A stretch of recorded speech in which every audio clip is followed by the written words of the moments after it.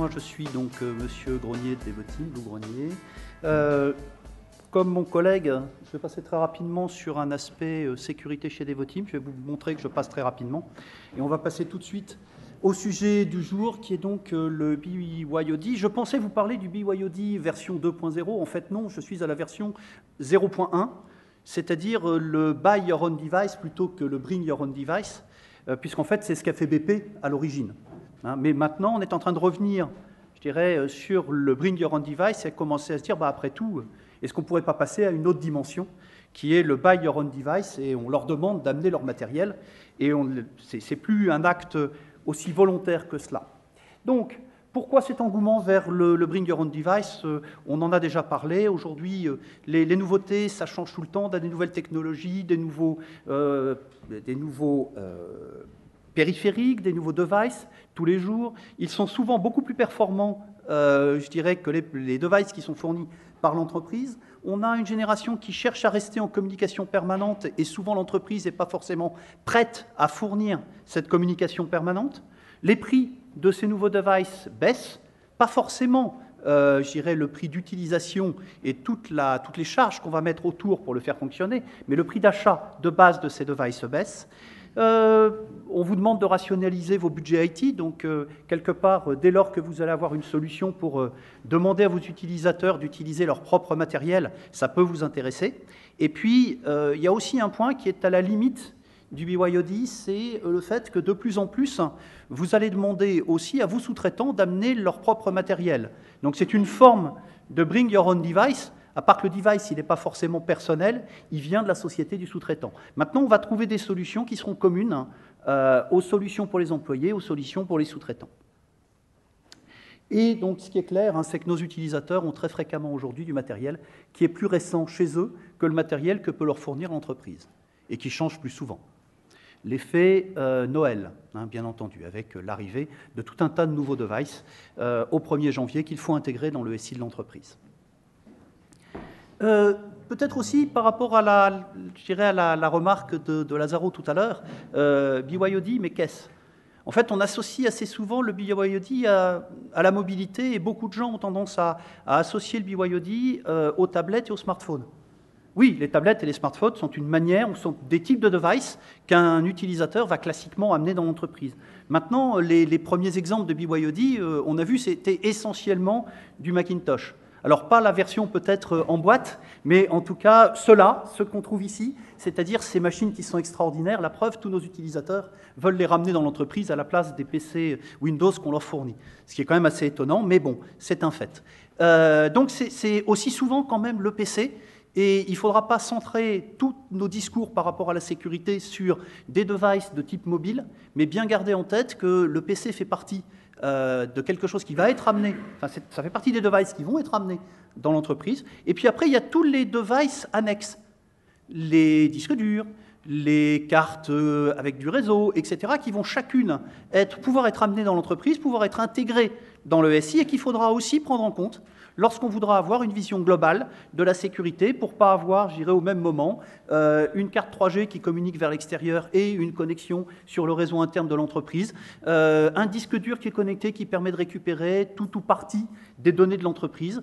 On est aussi là, dans le BYOD, au même titre qu'avec la tablette et qu'avec le téléphone. Maintenant, on a aussi les cartes mémoire je dirais des appareils photo qui sont aussi un très bon moyen pour sortir de l'information. C'est aussi du device, un device comme un autre. Donc, n'oubliez pas les autres devices.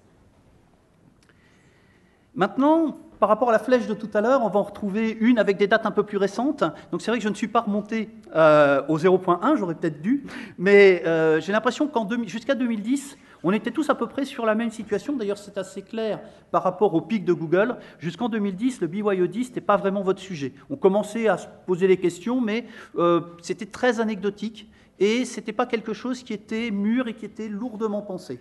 Aujourd'hui, on en parle tous. Tout le monde se pose la question, mais comment je vais intégrer mes VIP? Comment je vais intégrer mes générations Y? Comment je vais intégrer X, Y ou Z? Et comment je vais fédérer tout ça? Disons qu'avant, on était sur des solutions unitaires ou sur du refus et de l'exception.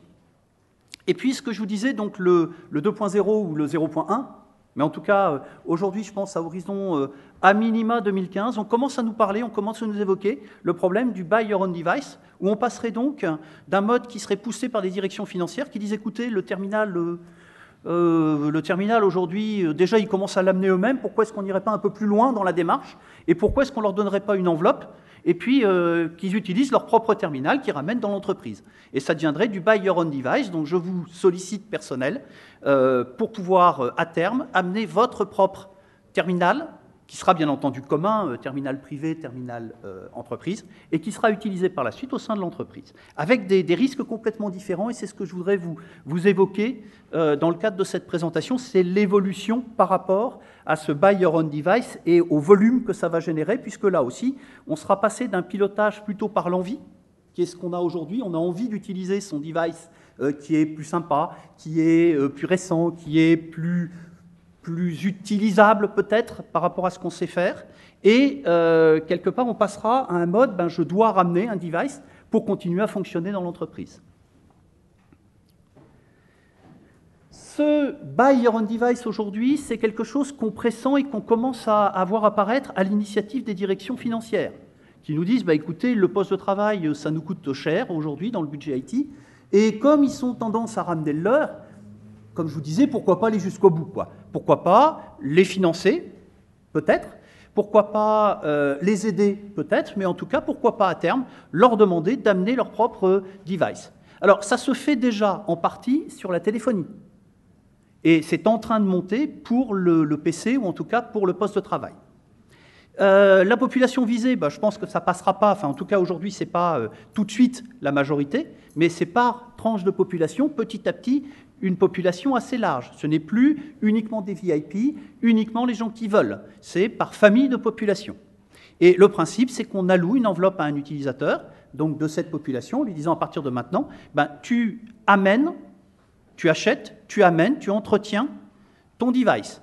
Et on commence à voir des gens qui nous disent, oui, moi, le support, à terme, c'est plus chez moi. Donc, je leur alloue une enveloppe et ils doivent assurer tout autour. Maintenant, l'aspect support sera sûrement un aspect coût, moins un aspect sécurité pour nous. Par contre, ce sera sûrement aussi un aspect RH, sûrement un aspect juridique, on y reviendra.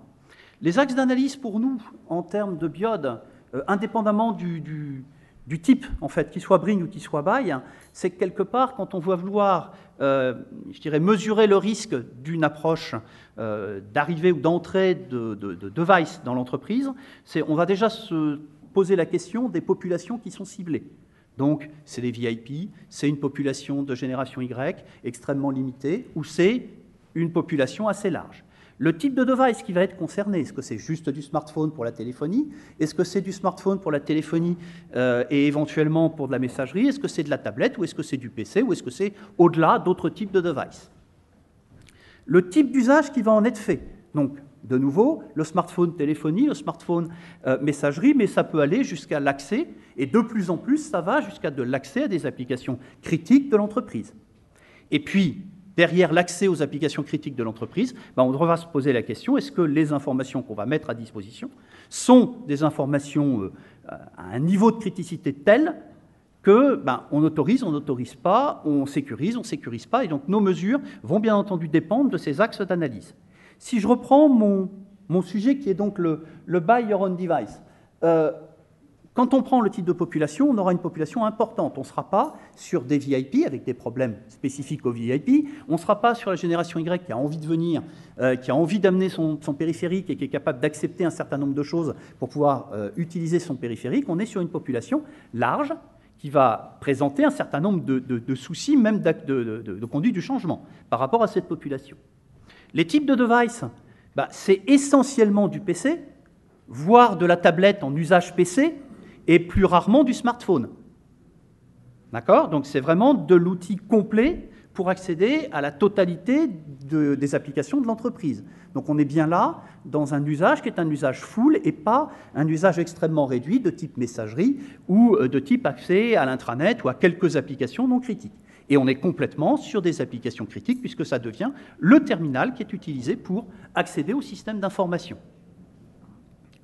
Donc, En termes de sécurité par rapport aux risques principaux, je n'ai pas voulu reprendre les éléments qui vous ont été présentés préalablement, mais il est clair qu'on va avoir des risques avec le BYOD, quel que soit d'ailleurs le type, une fois de plus, que ce soit le bring ou le buy, on a des risques de fuite d'informations, de copie d'informations à l'extérieur de l'entreprise, et ça, je dirais, c'est déjà le cas avec les périphériques qu'on a aujourd'hui et qu'on peut utiliser aujourd'hui. Si demain on passe en buy, on augmente bien entendu la surface je dirais d'attaque, et on augmente le nombre de possibilités pour sortir de l'information. On est en plus dans un mode où, je vous rappelle, on accède aux applications de l'entreprise, et le mélange d'informations qu'on va avoir est un mélange complet entre les informations personnelles et les informations de l'entreprise sur le device je dirais, de l'utilisateur, sauf solution de déport d'écran, bien entendu.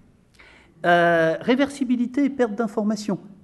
On va revenir sur les cas qui ont été évoqués tout à l'heure, qui sont, mais lorsque Lazaro disait « le device n'appartient pas uniquement à moi, mais appartient également à ma femme », le jour où Lazaro a un problème, comment l'entreprise récupère les données sur le device qui appartient et à lui et à sa femme, il y a une vraie complexité juridique, je pense, qu'on vous évoquera derrière, sur comment gérer cette propriété, en fait, partagée sur ce device. Et là, bien entendu, le fait de passer en buy your own device augmente la surface, augmente le nombre, donc augmente la complexité et augmente le nombre d'informations qui sont inquiétantes et qui risquent de se retrouver sur ces périphériques. Les attaques, les infections, les APT, enfin tout ce qui va être attaque ciblée, etc., au travers de ces devices. Une fois de plus, on n'est plus sur une population ciblée en buy your own device, on est sur une population large, on est sur un parc important, on est sur un parc hétérogène, donc on aura d'autant plus de possibilités d'avoir de l'intrusion, d'avoir des attaques. Donc le buy your own device, c'est un vecteur supplémentaire par rapport à ce type de choses. Par contre, un seul point où on pourrait peut-être gagner en termes de sécurité, c'est qu'en général, on remarque avec le bring your own device, tant qu'il est réalisé aujourd'hui, une dégradation du niveau de sécurité parce qu'en fait, il est anecdotique. Comme on travaille sur des petits volumes, on a tendance à faire sur des petits volumes, je dirais, éventuellement des impasses en termes de sécurité. On monte éventuellement un store, mais on ne va pas faire valider toutes les applications parce que ça serait trop compliqué, trop coûteux, etc. Donc, sur du petit volume, on va avoir tendance à appliquer moins de règles de sécurité ou des règles de sécurité de moins bonne qualité. À l'inverse, sur du buy your own device comme on a par contre là le volume, on aura la capacité à y mettre le niveau de sécurité adéquat. Bon, bien entendu, ce n'est pas parce qu'on en a la capacité qu'on le fera vraiment, mais on aura les moyens pour le faire, en tout cas. Donc, sur ces aspects, on a une augmentation du risque lié au buy your own device.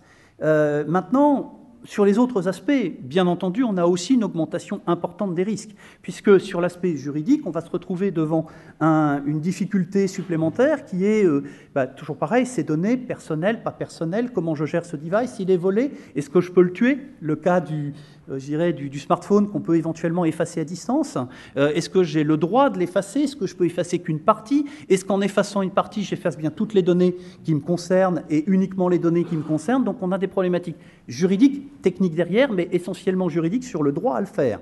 On a aussi des problématiques nombreuses en termes de RH qu'il faudra revoir et traiter sur la responsabilité d'un individu qui n'amènerait pas son device, par exemple. Il n'a plus d'outils de travail, puisqu'il n'a pas le moyen d'accéder à son application, de réaliser son travail de tous les jours. Est-ce que c'est une faute professionnelle? Est-ce que ce n'est pas une faute professionnelle? Enfin, comment on va pouvoir gérer ça dans l'entreprise dès lors qu'on veut leur demander d'amener un device qui est un device personnel en usage professionnel? Sachant qu'aujourd'hui, dans la plupart des cas, on a les deux. Donc on vit avec le device qui a été amené et à côté le device d'entreprise. Donc quand il y en a un qui tombe en panne, on peut switcher sur l'autre. Donc on n'a pas ce type de souci. Demain, il n'y a que le device, je dirais, personnel.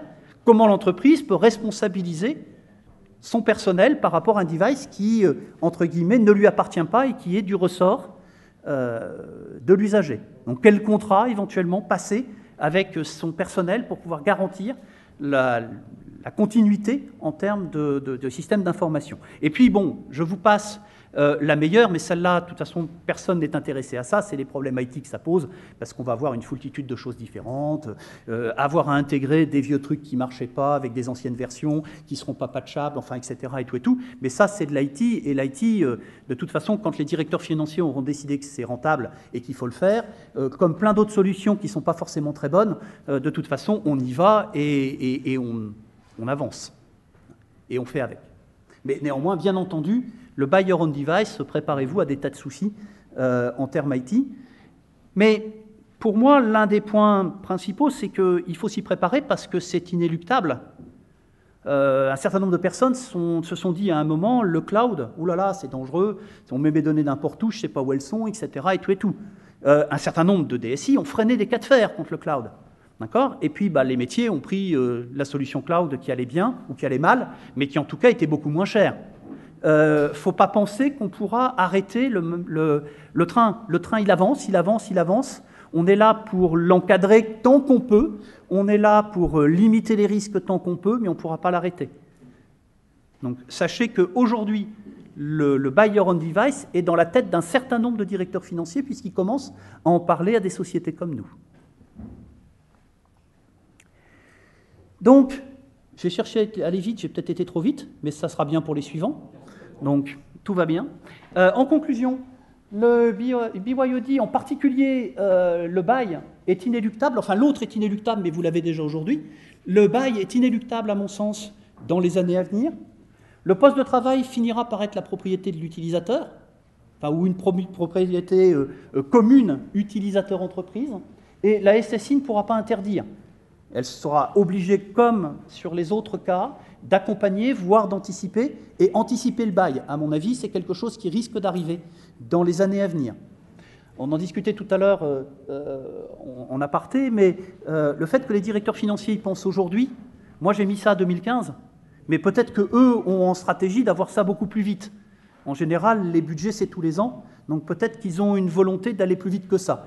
Mais bon, donc, en conclusion également, ne pas se résumer aux smartphones et aux tablettes, parce que ça, c'est assez souvent une acceptation que l'on voit par rapport au BYOD, c'est de la mobilité, c'est de la tablette, c'est du smartphone. Non, non, c'est plein d'autres choses aujourd'hui, c'est plein de périphériques, c'est plein de possibilités, et il faudra bien qualifier ce que vous acceptez, ce que vous refusez ou ce que vous accompagnez. Chaque type, en fait, présente des risques différents. La carte mémoire du téléphone ou le disque dur présente des risques liés au stockage des données. La clé USB qui permet de faire de la 3G va permettre de faire du pontage entre deux réseaux, par exemple, ou d'accéder aux périphériques à distance et présente un autre type de risque, etc., etc., etc. Et on devra bien entendu les analyser tous. Et lorsque l'on autorise, avoir un minimum de vision sur les risques résiduels que l'on va finir par accepter. La solution n'est pas uniquement technique, enfin, souvent elle le sera en partie, bien sûr, mais en tout cas, pensez bien que ça n'est que la petite partie de l'iceberg et que derrière, vous aurez toute la partie juridique, toute la partie RH, toute la partie, enfin, tout un tas de points à traiter, et je pense qu'on y reviendra juste après, qui sont des sujets qui sont peut-être plus importants et plus bloquants que la partie technique. Et l'espoir qui fait vivre, c'est que les aspects RH et juridiques nous permettent de ne pas en faire. Ah non, excusez-moi, non, on ira forcément. Mais en tout cas, freine un petit peu le déploiement de ces solutions. Quand on va se rendre compte des risques que l'on peut avoir, hors simplement du risque IT, sur nos données, sur les autres, je dirais, les autres éléments qui, je pense, vont vous être présentés. Voilà pour cette partie BYOD un peu buy plutôt que bring, pour avoir une vision un peu différente de ce sujet. Mais en effet, c'est un sujet qui est vaste et qui aujourd'hui n'est pas encore complètement normé.